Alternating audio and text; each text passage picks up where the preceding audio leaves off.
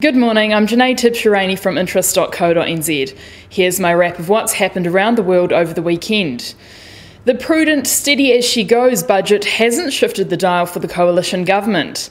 According to the latest News Hub Reid Research poll, support for Labour is up 0.3% to 42.6% and National 0.6% to 45.1%. Meanwhile, the Greens and New Zealand First are down, with New Zealand First well below the 5% threshold at only 2.4%. According to the poll, National still doesn't have enough mates to govern. What's more, Simon Bridges is completely dwarfed by Jacinda Ardern in the preferred Prime Minister stakes, taking out only 9% of the vote versus Ardern's 40.2%. This is the lowest result for National leader in over a decade. Winston Peters is set to take the helm with support of only 4.6% of those polled. A characteristic flip-flop from Donald Trump over the weekend, this time involving North Korea. After last week cancelling his meeting with the North Korean leader, the US president says talks might eventuate on June 12 after all. Meanwhile, US and North Korean officials are pushing on with talks. The North and South Korean leaders also had a surprise meeting over the weekend, with the North Korean leader squeezing in time for selfies in Singapore, where his meeting with Trump is supposed to take place.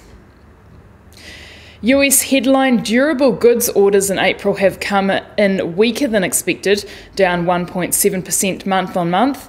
This was owing largely to weak aircraft orders.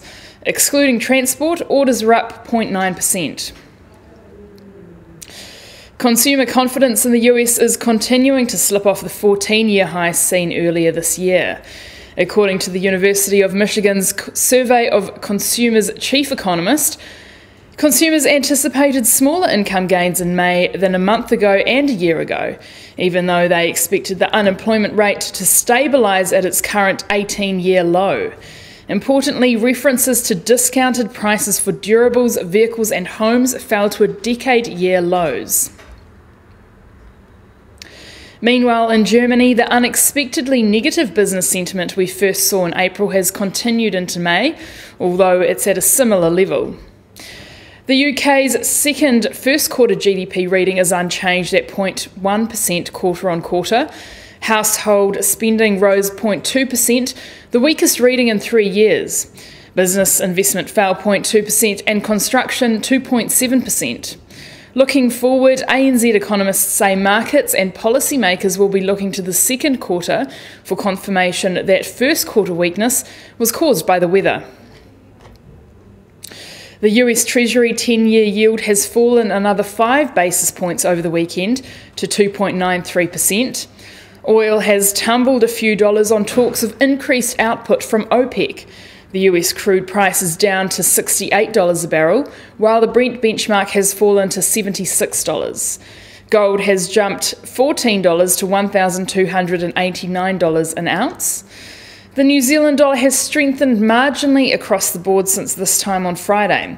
It's at 69.3 US cents, 91.6 Australian cents and 59.4 euro cents. The TWI is at 72.2.